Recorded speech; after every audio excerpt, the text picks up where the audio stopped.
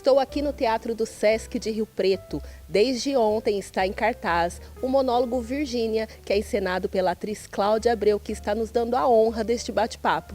Cláudia, boa tarde. Boa tarde a todos aqui de Rio Preto. É uma alegria conhecer essa cidade, conhecer esse teatro lindo, é um cine-teatro. É um cine-teatro, que é né? uma beleza, eu sempre tive um sonho de ter um cine-teatro. Sério? É, e quando eu cheguei, quando eu vi assim, ontem essa tela, eu falei, que beleza. Foi encantada? Fiquei encantada que tem aqui ainda a exposição da Carolina Maria de Jesus. Que é boa fantástica. Companhia. Exatamente. E assim como Virgínia revolucionou a própria vida com a escrita. 35 anos de carreira e você está dirigindo, produzindo o seu primeiro monólogo, é isso mesmo? Que desafio. Na verdade eu não estou dirigindo, que a direção é do Amir Haddad e da Malu Vale. Mas é o meu primeiro texto sobre a Virginia Woolf, sobre a vida dela, e é o meu primeiro monólogo. E qual foi a sua ligação com a escritora Virgínia?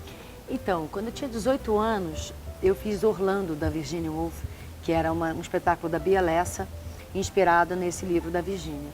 E depois eu passei muitos anos sem contato com a obra dela. E quando eu escrevi Valentins, que é uma série infantil do Clube, eu, numa aula de literatura, falei de projetos que eu tinha, vontade de escrever sobre fluxos de consciência. E ela falou que quem fazia isso brilhantemente era Virginia Woolf, que tinha revolucionado assim, a literatura do século XX com essa troca de fluxos de consciência, né? Você troca o narrador sem aviso.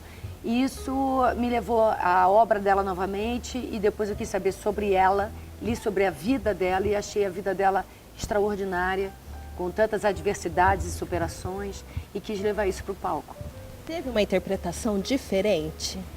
Eu acho que você, em várias fases da vida, lê as mesmas coisas, até uma releitura, né, do mesmo livro de uma maneira totalmente diferente, com muito mais bagagem de vida, né, com várias outras camadas de leitura. E quando eu voltei à obra da Virgínia, que é uma obra profunda, realmente aquilo bateu em mim de uma maneira arrebatadora.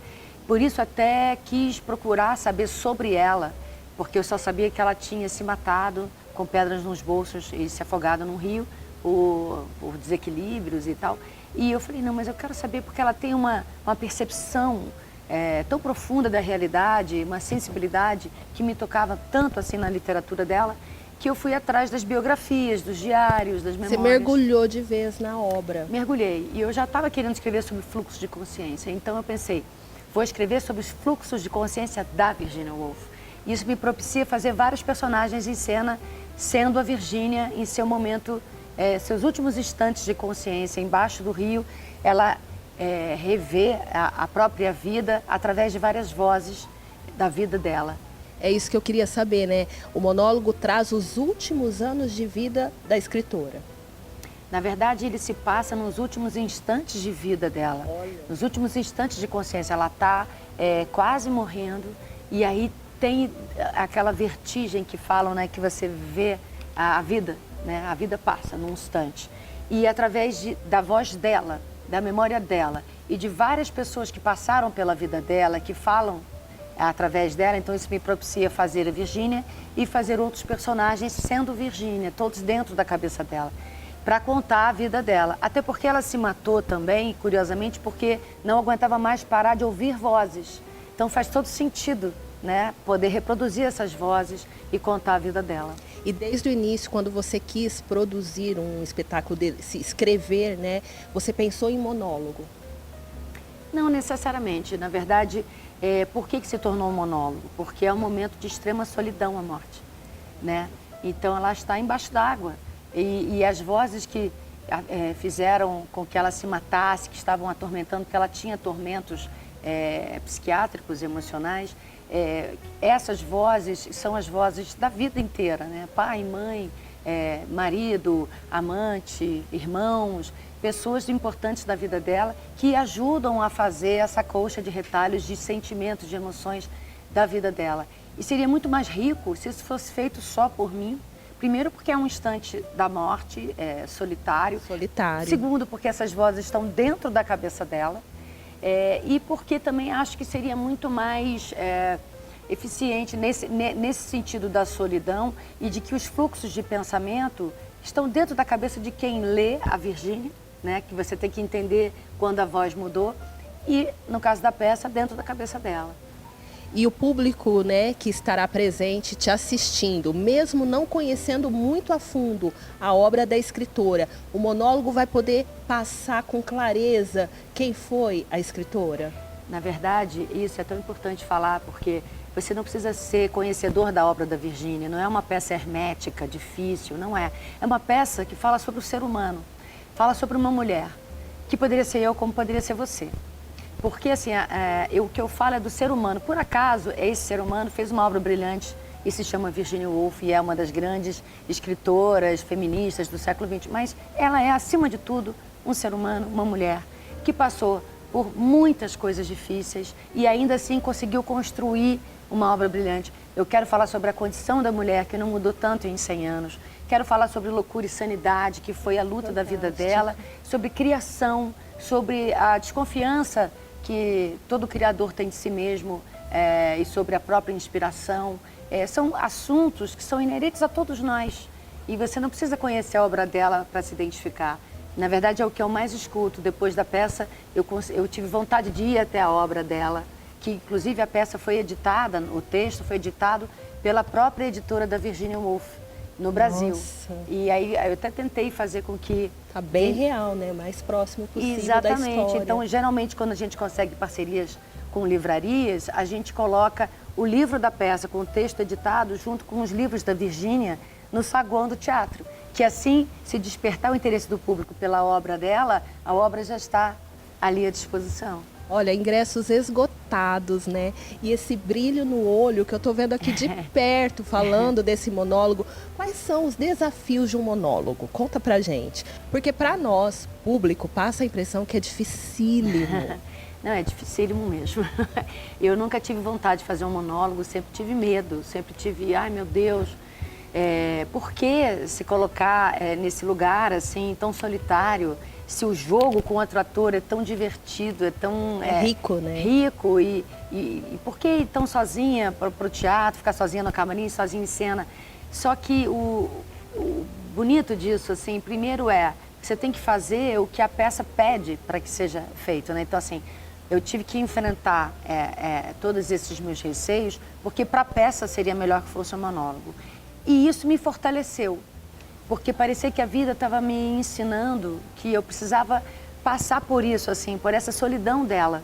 Eu não poderia fazer isso acompanhada. Ela foi tão sozinha dentro das questões dela que eu precisava estar sozinha em cena para entendê-la melhor.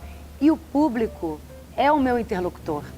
Olha só, o público reage às cenas. Você num monólogo, você não precisa de outro ator. Na verdade, o público é o termômetro, né? É o seu interlocutor. Então, é bonito isso, essa construção que você faz cada dia com uma plateia diferente. Fortalece a conexão, né? Entre o ator a conexão, e o ela público. sempre existe, mas eu acho que quando você está sozinha, isso fica muito mais aguçado, né? Assim, essa sua cumplicidade e espelhamento com o público, eu acho que é fantástico, assim. Eu não me arrependo de ter feito isso e acho que foi muito importante me colocar à prova em vários níveis, sabe? Depois de tantos anos de carreira, eu pensei, poxa, mas eu preciso sempre ter um frescor para mim e para o público e me desafiar. Então isso foi um grande desafio e uma grande realização. Você já está em cena com essa peça, viajando o Brasil há quanto tempo?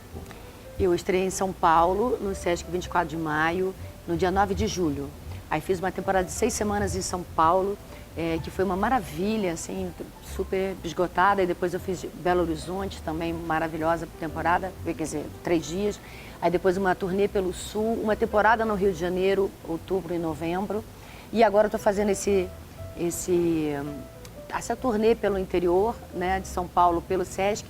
E vou reestrear em São Paulo, no dia 24 de março. Quem perdeu em Rio Preto tem a chance de ver em São Paulo, no Teatro Tuca. E o pessoal daqui adora e vai, viu? O pessoal vai a São Paulo assistir muita peça de teatro. O pessoal de Rio Preto gosta. Ah, que bom. E depois de uma pandemia, por um ator voltar para os palcos, né? Sem dúvida. E ter ingressos esgotados, deve inclusive, ser aqui, em todos os lugares teve esse comparecimento do público, assim, que me emociona. Mas eu achei que é uma marca bonita para falar aqui em Rio Preto, que amanhã, quer dizer, hoje, né, na verdade, Hoje, sexta. sexta, eu completo 50 apresentações em Rio Preto. Em Rio Preto você está E- comemorando 50 Exatamente. apresentações da peça. Exato. Parabéns, viu? Parabéns pela sua carreira, que a gente acompanha há tantos anos, tantos papéis importantes. Vou aproveitar para perguntar. Projetos para TV? Para novela ou cinema? Olha, eu tenho um filme pronto para o cinema que chama Terapia da Vingança, com direção do Marcus Bernstein, que tá para sair, foi feito antes da pandemia, não sei quando é que sai.